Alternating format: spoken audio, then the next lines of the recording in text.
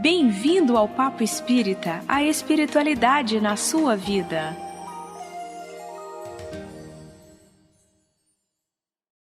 Olá, amigos! Sejam bem-vindos a mais um programa Papo Espírita. Eu sou Ana Cristina Sampaio e comigo no estúdio da Comunhão Espírita de Brasília temos conosco hoje Miriam dos Anjos e Thelma Alves. Tudo bem, meninas? Tudo bem. Tudo jóia. E a nossa convidada especial de hoje é novamente a Daniela Migliari. Como vai, Daniela? Eu estou ótima, muito grata por estar aqui mais uma vez. Sempre uma delícia esse bate-papo com vocês. Obrigada por mais uma vez aceitar o nosso convite. Daniela é jornalista, escritora e palestrante espírita. Ela acaba de lançar o seu primeiro livro, O Abraço à Sombra, Encontros que Acolhem e Iluminam a Infância Espiritual, sobre o qual nós gravamos um programa que foi ao ar no nosso canal do YouTube no dia 22 de novembro. Bom, Daniela, hoje nós te convidamos para falar sobre um dos temas de reflexão do seu livro, que é a culpa. Bom, quem não sente culpa, né? A culpa pode ser um sentimento bastante tormentoso quando se instala na nossa consciência. Mas, Daniela, você consegue analisar o papel positivo da culpa na nossa vida, e um deles você diz que é a autorresponsabilidade. Então, explica melhor como se dá essa compreensão. Sim, com prazer. Bom, a culpa, eu penso que é um dos maiores professores, assim, de todas as pessoas, porque ela vem como a voz da consciência ouvida tardiamente, né? Você fez uma coisa no impulso e aí você pensa, puxa vida, eu não tive tempo de ouvir a voz da consciência, eu ouvi tardiamente. Então ela é muito importante no nosso processo evolutivo. Lógico que não com peso de culpa, que seria, numa analogia iluminada, essa autorresponsabilidade. Eu tomo responsabilidade pelo que eu fiz, pelo que eu falei, né, pelo meu ato. Então, ela, nesse sentido, quando ela vai ficando muito exacerbada, ela toma esse peso de culpa, quando eu não consigo transformar ela nessa autorresponsabilidade. Ainda assim, dessa maneira tormentosa, não deixa de ter um papel didático fundamental na nossa existência, né? A questão é, conforme caminhamos, conforme avançamos, conforme tomamos consciência desse processo, a gente pode ir aos poucos migrando para essa autorresponsabilidade e fazer desse movimento, né, e mesmo quando eu sinto culpa, ele ser um pouco mais rápido, né? Na Carta Culpa eu digo, em um certo momento, eu escrevi um texto chamado Carta Professora Culpa, em que eu falo, por favor, professora, não se demore, né?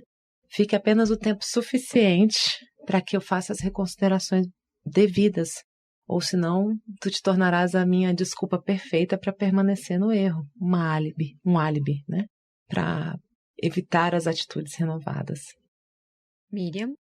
Não, é que eu reli esse texto, né? Carta à Professora Culpa, da Daniela. E o texto que me chamou a atenção foi exatamente o que ela falou, porque eu falei, jamais imaginaria o quanto que a gente também usa da culpa para justificar a nossa resistência à mudança, né? A reconsiderar, né? A voltar atrás, a refazer. Eu nunca tinha pensado nesse contexto, e a Daniela trouxe nesse texto e agora ela mencionou, né? Porque culpa, quem não tem, como você disse, né, Ana? Mas a culpa, ela tem que ser abordada da forma doce, como a Daniela traz esses assuntos tão difíceis, num acolhimento tão doce, né? Como nesse texto também, como nos outros textos dos livros. Mas, às vezes, a gente é tão carrasco, porque a gente esquece da autocompaixão, do auto-amor, e aí a culpa passa a ser um ácido, né? Que é tanta culpa, que deixa de ter o papel que ela tem, não é isso, Daniela? Exato. E assim, se aproxima muito dentro dessa consideração que você está fazendo de um vitimismo. Tem uma parte do livro Nosso Lar, que é de André Luiz, pela psicografia de Francisco Cândido Xavier, que ele menciona o seguinte, tá o André Luiz no hospital, acordando, recém-trazido para a colônia espiritual, e ele está negando o suicídio involuntário, ele está naquilo, né? Naquele, digamos assim, naquela lamentação, e o ministro Clarence fala para ele, não fique, né, apegado às zonas estéreis da lamentação. as zonas estéreis da alimentação chumbam a gente no chão, né? E aí, quando você entra na vítima, você sai do protagonismo, você sai da autorresponsabilidade. E aí você começa a usar essa culpa como uma razão para não se movimentar sobre si mesmo, não fazer a sua reforma, né? É um tipo de congelamento emocional e a gente fica ali se justificando, se vitimizando como culpada. Ah, eu faço tudo errado. A gente está aqui errando, acertando, errando, mas erra um pouco menos da próxima vez, né? Eu acho assim, o problema do perfeccionismo, a gente entra naquela exigência tão intensa que, eu não consigo fazer aquilo tudo mesmo, então não vou fazer nada, né? Então é o velho vitimismo à espreita. E, por exemplo, tem muita gente que tem muitos arrependimentos, né? Que acha que conduziu a vida, chega num ponto em que as coisas vão dando muito errado, e aí às vezes há um rompimento, né? Há uma perda, seja num campo profissional, num campo pessoal, de relacionamento, com filhos, família, não sei. E a pessoa começa a ter arrependimento e culpa por tudo que ou fez ou deixou de fazer. Como que essa pessoa pode, Daniela, refazer a compreensão do que ela viveu, no sentido dela se perdoar e assumir esse protagonismo? Porque muitas vezes a pessoa fica amarrada nesse processo, né?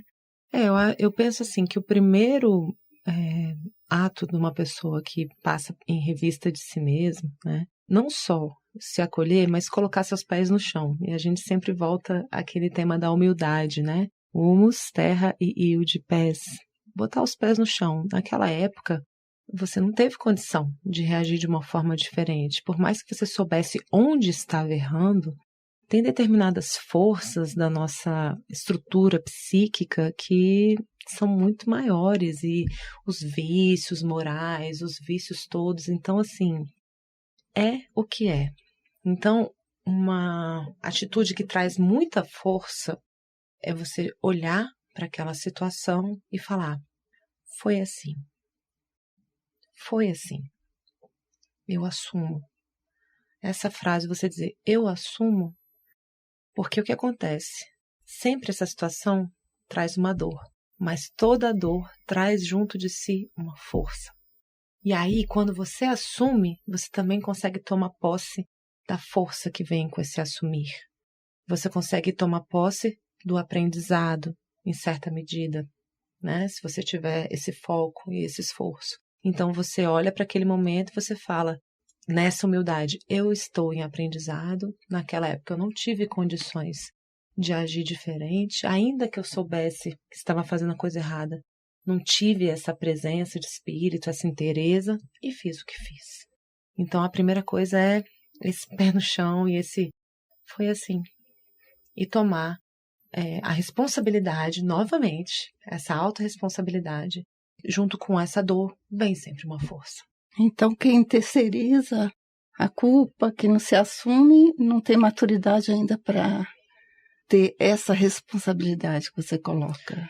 É exatamente isso, é porque é duro, né? Tomar autorresponsabilidade, mas a partir do momento em que a gente se atém ao princípio de que somos todos estudantes, que estamos vivendo a nossa infância espiritual ainda, que a gente está galgando isso devagar, quando a gente toma posse desse nosso estado evolutivo que está em movimento, somos esse amor em movimento, mas eu ainda não consegui reagir de uma maneira errada, mas esse ainda salva a gente, né? Inclusive tem um livrinho do Chico Xavier chamado Ainda. Meu livro aqui.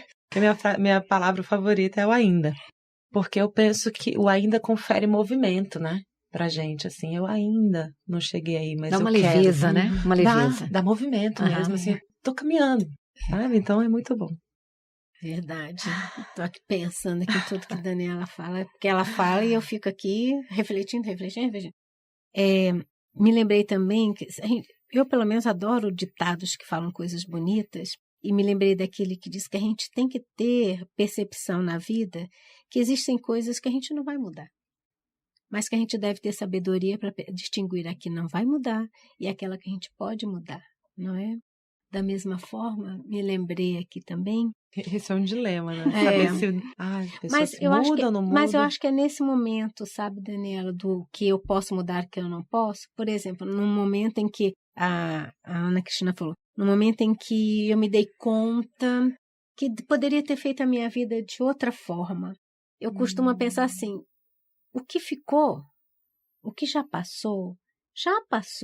É poder perceber que eu não posso interferir mais nos atos que eu cometi no passado. Não tenho como voltar e reconstruir a mesma cena, Sim. reconstruir a mesma situação. Sim. Isso está fora, né, das minhas possibilidades, mas se eu tenho a vontade de que, poxa, desse momento que eu estou conversando agora, tudo que fiz para trás já passou, porque passou, já faz parte de um passado. Mas agora, nesse momento presente que eu estou falando, eu posso refazer, eu posso me dar a oportunidade de mudar aquilo que eu ressenti, poderia ter feito de outra forma, poderia ter tratado a pessoa de outra forma. Então, eu acho que a gente tem que estar vigilante nos nossos momentos de vida nesse sentido, porque se eu ficar olhando para trás, eu não ando para frente, se eu não tenho a percepção de que eu preciso me movimentar, eu preciso para frente, eu infelizmente caio na culpa lamuriosa. E não saio, patino e não saio, né? Olha, eu tenho uma história, assim, bem forte mesmo, porque durante 3 anos eu fui voluntária do Portal Reação. A gente fez um especial para mulheres que haviam cometido aborto, porque não ouvíamos falar disso. A gente conhece todo o cuidado da doutrina em prevenir, né? Em esclarecer, em mostrar como os espíritos nos ensinaram a lidar com isso, os casos específicos que oferecem risco à vida da mãe e tudo. E a gente sempre recebia, né, comentários de mulheres que haviam feito isso e homens que, por sua vez, né, corresponsáveis desses atos, que estavam em sofrimento, né? E eu falei, eu quero muito fazer um vídeo para essas mulheres. É para elas, né? Então o título era Cometi um aborto e agora? Como seguir em frente, né?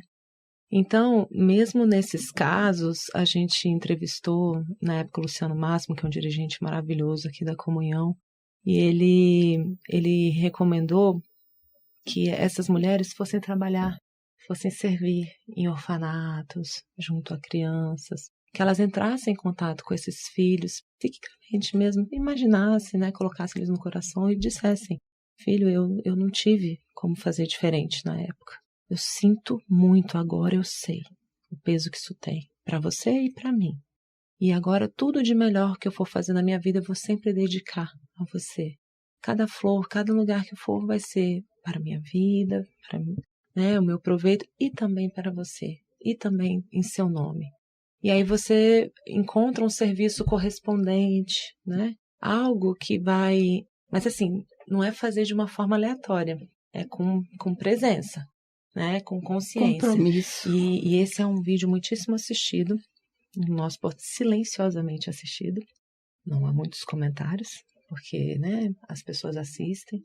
É muita dor, né? Mas ele tem uma audiência bem, bem grande. É um especial bem bonito que fala de uma culpa imensa, né? Que envolve vida e morte.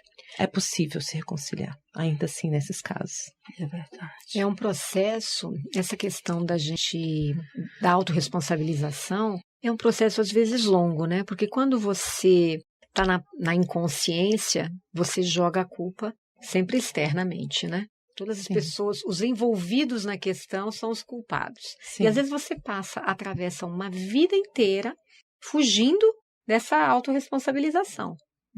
Todos os outros são culpados, mesmo sendo outras pessoas, porque tem coisas que não passaram pela gente, que nós não tivemos essa responsabilidade num desfecho, né, às vezes, de uma situação. Porém, sempre a gente pode encontrar onde você não percebeu, onde você estava se deixando levar, né? Eu acho que quando a gente consegue sempre assumir nosso protagonismo, que você gosta de falar dessa forma, eu acho bem, bem bacana, a gente às vezes assume a dianteira, nem que seja, não, aquela pessoa ela errou comigo, mas eu também não soube enxergar. Você acha que funciona meio assim? É porque o erro do outro é do outro. né? E a gente está aqui nesse mundo, a gente está suscetível a isso. E aquelas situações extremas, né, de violência, de tudo, a gente entende como uma expiação. Se você não consegue evitar e você não teve nenhuma participação naquilo, aquilo te aconteceu. E dentro da compreensão espírita, existe esse entendimento de que se você passou por aquilo sem ter tido a menor participação, o menor protagonismo, isso não se explica nessa vida, é uma medida de reajuste de você perante si mesmo, perante a sua consciência, numa perspectiva transpessoal, né, envolvendo outras vidas. Então, tirando este caso, e no próprio livro do Evangelho mesmo, o Evangelho segundo o Espiritismo, não é no Livro dos Espíritos, no Evangelho, ele diz que a maior parte, é no Evangelho, né, que a maior parte dos nossos atos, capítulo 5, se refere a questões, os atos que nós sofremos são referentes a questões que vivemos no agora, nessa vida presente. Né? E Allan Kardec é claríssimo nisso, no capítulo 5. Então, assim, muitas vezes, inclusive tem um texto meu no livro que se chama Sobre deslocamento do nosso centro de poder. A gente desloca o nosso centro de poder para dois lados. É tudo sobre pêndulo, né? Um dos lados desse pêndulo, desse deslocamento do nosso centro de poder, é com relação a culpas. Sempre é o outro. Outro ponto é a minha salvação. Aí eu vou e confiro a minha salvação, por outro lado, a uma prática qualquer, uma filosofia qualquer, uma pessoa, uma relação, um emprego, um país, enfim, né, um político, sei lá. Cada um coloca suas esperanças onde quer, mas da mesma forma ele está deslocando o seu eixo, seu centro de poder para algo. Eu não tenho responsabilidade nem aqui, nem na culpa e nem na salvação, mas é a mesma dinâmica que permeia isso daí, né? Então, como você disse, a autorresponsabilidade, Ana, ela é passo a passo.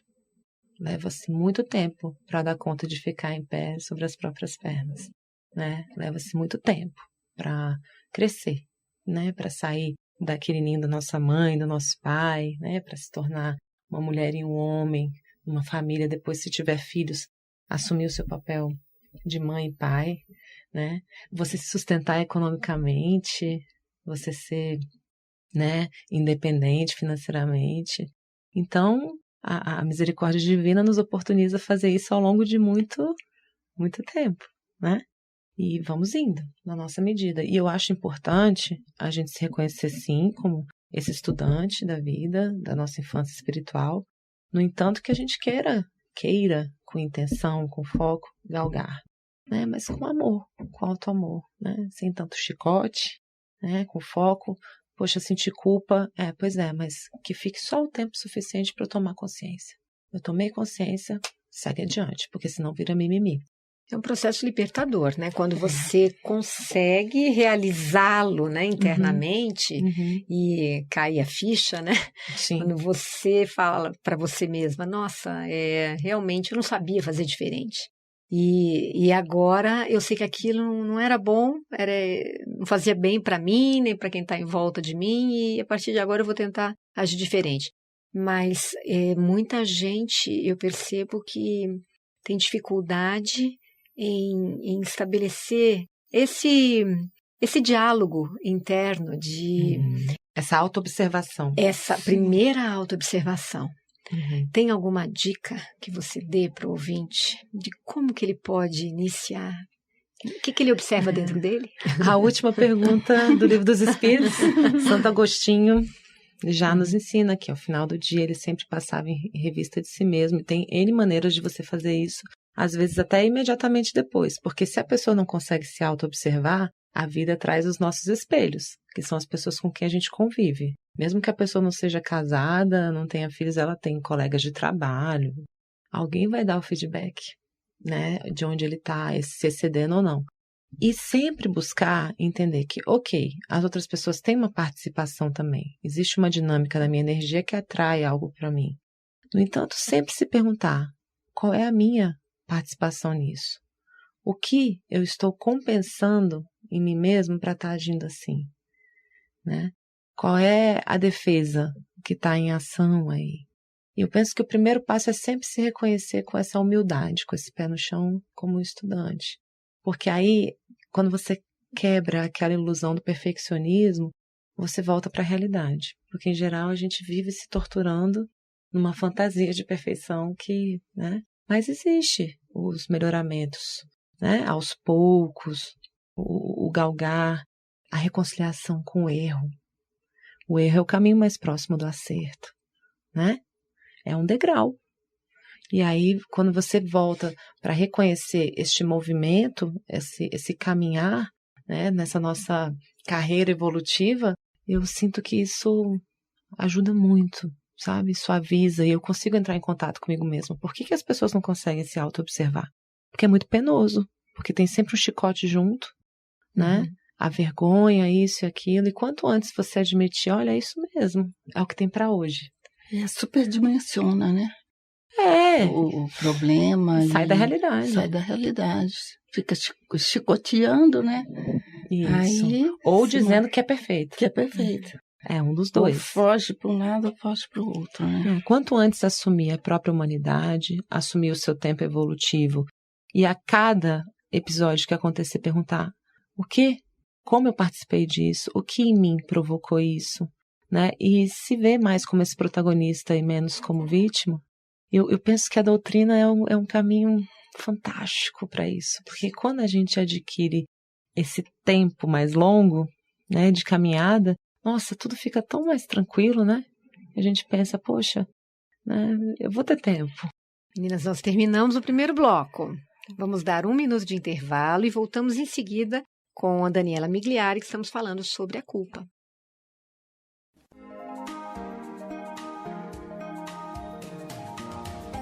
Nós estamos nas redes sociais. No Facebook você pode acessar facebook.com/Comunhão Espírita. No Twitter, twitter.com/Comunhão Oficial. Estamos também no YouTube. Acesse youtube.com/Comunhão Espírita de Brasília. E siga o nosso Instagram, @Comunhão Espírita. Acompanhe, divulgue e participe de nossas atividades.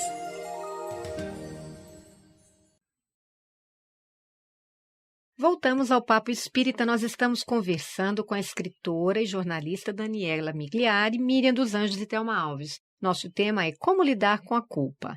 No primeiro bloco, nosso bate-papo foi sobre um texto do livro da Daniela, chamado A Autorresponsabilidade Integra a Culpa. Daniela, você fala sobre a culpa em outra passagem do seu livro Abraço à Sombra, no capítulo Carta à Professora Culpa. Então, nós já vimos que, ao integrarmos a culpa na nossa vida, nós nos responsabilizamos por tudo o que nos acontece e paramos de viver esse papel de vítima. Mas na carta à professora culpa, você chama a culpa de mestra e agradece aos seus ensinamentos. Então, o que a culpa nos ensina? A culpa, ela nos dá a medida daqueles aspectos nossos, de violência, de preconceito, de julgamento. Aquela hora em que a gente quer as coisas só do nosso jeito, em que a gente exige, né? Que o familiar haja assim, haja assado. E a gente vai e tenta conquistar aquilo pela força, né? Não precisa só ser familiar, não. No trânsito a gente faz isso, né? No trabalho. É muito comum a gente exercer a força. É a hora em que a gente quer as coisas do nosso jeito. E aí a gente age com egoísmo, né? Então... Ou com a manipulação também, né? Com a manipulação. Com aquele jeitinho, né? Pior. Aquela coisa meio camuflada. Tem é? muito. Inclusive, a gente às vezes camufla da gente mesmo, né? Exato. E não tem muita consciência. Agora, à medida que a gente tem consciência, isso me faz lembrar de um momento, assim, eu na adolescência já era uma... Você tem jeito, né, Daniela? Eu não fiz filosofia, mas eu filosofava que eu falava assim, gente, mas se o pecado é de acordo com a consciência que dita o tamanho do pecado. Isso assim, com 14 anos eu escrevi um negócio desse. Porque eu imagino que seja assim mesmo, né? A quem muito foi dado, muito será cobrado. Então, quanto mais consciência você tem dos seus atos, mais responsabilidade / culpa, né? A responsabilidade, quando não aceita, ela vira esse tormento da culpa, né? Então, de toda maneira, é o que eu já comentei aqui nas outras vezes que eu vim, a gente pode evoluir de muitas maneiras. A gente pode evoluir aos tropeços, com dor, e a gente pode evoluir com um pouco mais de leveza, com mais auto-amor, com mais autocompreensão. As duas funcionam, né? Funcionam. E durante muito tempo eu acho que isso é um estágio natural para todos nós. A culpa é um desses estágios iniciais, até que a gente consiga chegar nessa compreensão de estudantes, né? Mas leva tempo para ser humilde. Com certeza. Leva tempo. A gente acha que é uma sorte, uma loteria ser humilde. Aquele ali não nasceu humilde à toa, entendeu? É conquista. Porque, assim, em geral, a gente está sempre compensando a nossa baixa estima com uma superestima, que é esse perfeccionismo. Então, nesse ir e vir, a gente perde a medida, né? Então, assim, a culpa, logo que o seu espelho com quem você está convivendo te dá um feedback que você passou da medida, sei lá, você foi duro demais com o filho, uma repreensão, alguma coisa assim, você já pensa, opa, né? Problema dessa criança, ou eu transfiro, ou então falo, não, eu me excedi. E essa dor que a culpa traz é de pensar, poxa, eu machuquei essa pessoa que eu tanto amo. Então é como se um sentimento de unidade, aquela dor que eu tô causando a você, eu sinto ela ao mesmo tempo em mim. Então é muito interessante, ela é muito didática. A culpa, ela é uma professora rígida, né, daquelas de antigamente, que batia na mão, mas uma professora. O Rossandro, ele diz que... O Rossandro Klinge, né? O psicólogo, que é seu amigo, né? Sim. Ele diz que não tem ninguém que esteja em evolução que esteja dormindo bem, né? Que aquela pessoa que deita e dorme, ela não tá... Essa é a cara dele. Não é? Ele não fala isso? Fala. Então eu penso, puxa vida, nesses momentos em que eu perco o sono, porque às vezes a gente tem culpa, né? Sim. Perde a medida, Você né? perde a medida, você se debate muitas vezes, né? O arrependimento, ou às vezes como você vai consertar aquela situação. Uhum.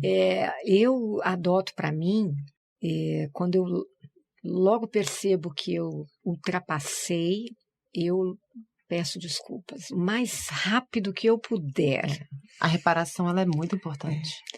Às vezes apenas a fala, né? Uhum. Às vezes demora um pouquinho, porque às vezes eu nem percebi, né? Mas lá na frente, aí eu tenho como uma conduta minha tentar pedir desculpas. E isso para mim foi difícil. Eu chegar assim nesse... Aprender a pedir desculpas. E hoje em dia isso é muito libertador para mim, porque na hora que eu peço desculpas, aí eu me liberto. Muitas vezes a pessoa fala, não, mas você não fez nada de errado, a pessoa nem sente o que eu senti. Eu quem acho, não devia. Às vezes usei de um preconceito, falei de uma coisa, de uma forma irônica, meio assim, que eu não deveria, né? Aí eu, puxa, por que eu fui falar dessa forma, né? Aí eu peço desculpas e a pessoa lá... Você já ouviu aquela frase, eu não sei se é da Maria Teresa de Calcutá, eu não sou muito boa com citações, mas assim, ela diz assim, no final das contas, a relação é sempre entre nós e Deus. É dela? Eu não sei se é dela, mas eu já vi essa frase. Então, assim, você comentou de um caso que você falou e a outra pessoa nem tinha se sentido. Por quê? A gente está sempre respondendo perante ao tribunal da nossa própria consciência. Sempre. E, lógico, muitas vezes vem um feedback rapidinho, né? Que a gente vê que machucou outra pessoa, mas você já está num estágio de consciência que você, mesmo sem ter a reação do outro, você falou, puxa, eu me excedi, né? Então, tem até uma outra palestra que eu fiz aqui na comunhão e um texto que chama Parábola do Espelho, que fala, né, que a gente pode transitar do tribunal da consciência para o altar da consciência, para aquele momento em que a gente percebe todos esses estágios e esses momentos como sagrados, como importantes, e eu passo a agradecer por aquilo como uma oportunidade, né? Tem também uma outra imagem que eu gosto muito, que é de uma história de um monge budista que vai ensinar para uma pessoa como se auto-observar antes de cometer uma imprudência, né? Aí ele fala, olha, imagina uma pessoa que sempre reage dando soco em alguém. Então ele vai e dá esse soco. Quando ele viu, ele já deu. Nem viu que deu o soco. Aí passa um tempo, ele vai se observando, essa auto-observação ela transita em muitos degraus, né? Então, chega uma hora que ele percebe que ele está indo dar o soco. Aí chega uma hora que ele olha o braço, a mão, enquanto tá dando soco, né? E por fim ele fala, peraí, eu quero dar o soco ou não? Ele consegue ter um tempo, uma respiração. Peraí, eu quero ou não quero dar? Aí encontra a escolha. E aí depois chega uma hora que ele já nem sente mais vontade nem de dar o soco. A vontade passou, entendeu? Então o monge ele vai detalhando esses estágios todos até chegar não ter mais a necessidade de agredir. Mas é passo a passo, gente. Estamos encaminhados. É um se condicionar, né? É se um condicionar. Treino. É um treino mesmo. Daniela, eu quero te fazer uma pergunta. Tem um momento nessa carta à professora Culpa, que você pede a ela que não se demore. E você falou no primeiro bloco a respeito disso, né? Porque se ela se demora, você entra na parte da vítima. Então, quais são os riscos que a gente corre ao nos entregarmos por muito tempo? E o que é esse muito tempo, essa sensação de culpa?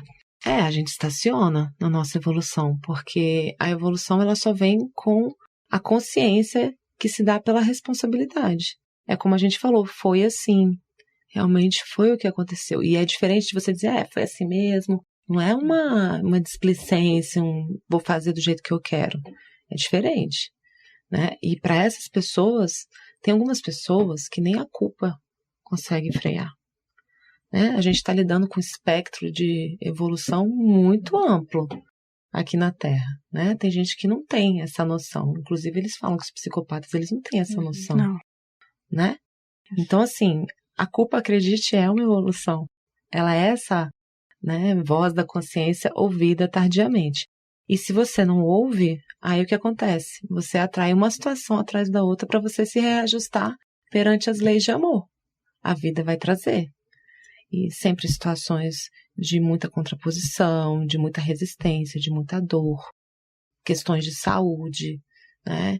Você não consegue se relacionar, porque você vai se relacionar com uma pessoa que não responde a feedback.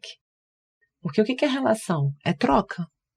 A não ser, né, aí do ponto de vista das constelações familiares, a relação de pais e filhos, ela é um tanto incondicional, né? A gente recebe o que os nossos pais não contam de dar. Você pode exigir à vontade, eles vão dar o que tiver. Mesmo que seja só passar pela gravidez e entregar para alguém cuidar. Foi o máximo que eles puderam fazer, né? Agora, numa relação estabelecida por livre-arbítrio, aí nós temos uma dança aqui. Eu dou um pouquinho para você, você dá um pouquinho para mim, né? E então, se você não consegue estabelecer esse feedback, essa autorresponsabilidade, não tem relação que aguente. Então, uma pessoa que fica agarrada à culpa, ela acaba se isolando, né? Não consegue estabelecer relações, ou então relações de tortura mesmo, né? Ela se tortura e tortura os outros. Porque quem sente culpa e gosta de sentir culpa, gosta de infligir culpa nos outros. Isso é verdade. A pessoa precisa criar um mecanismo para ela tirar a culpa dela, né? E começa a culpar todo mundo. E aí a culpa... E cria, às vezes, uma história na cabeça dela para justificar a culpa que ela sente, né? E isso pode perdurar a vida toda. Sim. Até encarnações. Sim. Várias, né? Sim. E culturalmente também. Isso é uma coisa que... todo esse trabalho do abraço à sombra é justamente uma busca da gente entender que não adianta fingir o seu estado evolutivo. Vai ter que abraçar o que tem para hoje. E isso não quer dizer que você vai ficar parado no abraço de afogados. É simplesmente tomar consciência, se humidificar. Existe essa palavra? Mas não tem problema. Se tornar humilde. Se tornar humilde. Botar os pés no chão da sua realidade espiritual e dar um passinho por vez. Olha, que seja 1 milímetro, tá dando 1 milímetro a mais por dia, né? Miriam, ela tá falando isso, mas eu tô achando que isso é lá na frente, né? Vocês estão tão silenciosas hoje, gente. Esse tema é pesado. Conversa com você, Dani, é aquela de reflexão. Você vai falando e vai passando na cabeça aqui. Vai falando e vai passando na sua cabeça. Não, o que me chamou a atenção, ela já falou um tempo atrás, mas isso ainda tô digerindo aqui. A amorosidade, vivenciar a amorosidade quando você consegue, né? Quando é possível, você compreender que aquilo é o melhor que você deu, que aquilo é o melhor que o outro deu. Gente, mas isso é de uma amorosidade, mas que na vivência é tão difícil, porque penso que a gente está muito no hábito do reagir. Aconteceu daquele jeito que eu sempre agi, não é? Então, se eu ajo com agressividade, eu nem tenho tempo da escolha. Eu já vou direto, né? É porque o foco está sempre no outro. Exato. Então, quando eu paro e penso que naquela situação que o outro me fez, ou que eu fiz ao outro, foi o melhor que ele pôde, ou foi o melhor que eu pude, se é comigo, eu tenho a consciência que eu posso fazer melhor, né? Mas isso é de uma amorosidade para mim. A reflexão para mim é de ser tão amoroso que, olha, vou te Daniela... dar uma outra perspectiva. Aí eu vou lhe dizer, é estratégico. Porque embora eu não tenha experimentado viver isso com este objetivo, o que aconteceu foi o seguinte: conforme eu olhava mais para dentro de mim, eu fui percebendo a minha caminhada ficar um pouco mais suave e, por isso mesmo, mais cadenciada. Ao invés de eu estar sempre me esborrachando, ficando um tempo lá, lambendo as zonas estéreis da lamentação, como diz, né, o ministro Clarence, eu já falava, pois é, caí, ai, que chato, sinto muito, é muito importante. Em alguns momentos, fazer algum tipo de reparação também cabe, né? Compensar mesmo aquele machucado, perante mim mesma, principalmente, a outra pessoa. Mas, então, logo em seguida, você realmente entender que quando você olha para dentro, inevitavelmente a pessoa com quem você convive, ela percebe, você tira dela a carga. Eu vivi muito isso no Evangelho no Lar. Era muito interessante, eu fui implantadora do Evangelho 3 anos aqui na casa. Toda terça-noite estava na casa de alguma família e foi, sem brincadeira, o serviço que eu mais amei aqui na comunhão. É delicioso, né? E aí, eu lembro que eu falava assim, gente, olha só, a gente tem a leitura de harmonização, depois a gente tem a leitura do Evangelho, e na hora de comentar o Evangelho, cada um só comenta de si mesmo. O que acontecia, Miriam? Os filhos e os pais ficavam desconcertados de ver, por exemplo, o pai falando, abri um texto aqui sobre paciência. Em geral, ele vira para o filho, veio para você. E eu sempre dava nunca é para o outro, é sempre contigo. Sempre contigo. Então, eu batia nessa tecla e falava, por favor, se alguém começar a falar do outro, lembra da Dani. Não, sabe? Fala de você. E aí o filho observar o pai fazendo uma revisão de autoconsciência na mesa. Eu preciso ser mais paciente com isso, com aquilo. Melhorei em tal e tal coisa. Apliquem o evangelho a si mesmos. Isso promove uma cura familiar, porque se você é o primeiro a fazer isso, seu marido se empolga. E ele fica assim, não é que essa pessoa tem consciência, né? E aí ele vai e se anima a falar dele mesmo. O filho fala também, porque não existe só o círculo vicioso. Existe também o virtuoso. Você vai gerando também um movimento interessante, né? Então, quando você olha para dentro e você se imbui do seu, isso que você está falando que parece um alto amor, vira estratégia, sabe? E você começa mesmo. E é impressionante, porque ao se modificar, é aquela gotinha que cai no lago e não tem como o outro ficar indiferente à sua transformação. Você não vai fazer com essa intenção, Ana. Não vai, né? Mas é irresistível, porque o amor, ele arrasta, né? Meninas, nós estamos terminando o programa, parece que passou muito rápido. Nossa. Nós vamos ter que falar sobre esse assunto mais vezes. A Daniela, ela, quando chega aqui, a gente gosta tanto da tranquilidade, né? Da energia. Precisamos de mais estratégia. Calma, né? Gostei. A gente quer deixar a Daniela aqui com a gente, mas nós temos um tempo do programa. Bom, o Papo Espírita, então, vai ficando por aqui. Daniela, muito obrigada mais uma vez pela sua participação. Miriam e Thelma também. Nós convidamos os ouvintes a assistirem aos 2 programas anteriores que nós fizemos com a Daniela, que se chama O Poder da Gratidão e O Abraço à Sombra, que estão disponíveis no nosso canal do YouTube. O Papo Espírita vai ao ar às terças pela Rádio Comunhão na internet e às quintas pelo canal da Comunhão no YouTube. O nosso e-mail é radio@comunhãoespírita.com. Você pode comentar, mandar mensagens, fazer perguntas. Estamos aqui para conversar sobre temas da espiritualidade, Daniela, nós queríamos convidar você para proferir a nossa prece de encerramento. Obrigada a todos e até a próxima. Espiritualidade amiga, Senhor Jesus, que nós possamos, após essa conversa, tomarmos posse do nosso próprio processo evolutivo, com auto-amor, com doçura sim, mas com foco, com energia, com confiança e fé de que podemos dar um passinho, ainda que pequeno, a cada dia. Que a gente possa ter essa disposição e essa energia para olhar para nós mesmos como esses estudantes, que sim, vão cair N vezes, mas que vão aprender a levantar cada vez mais rápido. E que nós possamos também, inundados deste auto-amor, deste olhar mais compassivo, também permitir que essa amorosidade possa transbordar para o nosso olhar perante os outros. Entender que eles, assim como nós, estão atravessando os mesmos aprendizados, os mesmos desafios e que podem, sim, ter o seu tempo evolutivo, que não é melhor nem pior do que o meu, somente diferente. E assim eu possa ser aquela pecinha no imenso quebra-cabeças divino que vai fazer o foco, né, em si mesmo, fazer a sua parte para poder contribuir para a grande criação da vida. Assim seja. Você ouviu o programa Papo Espírita, a espiritualidade na sua vida.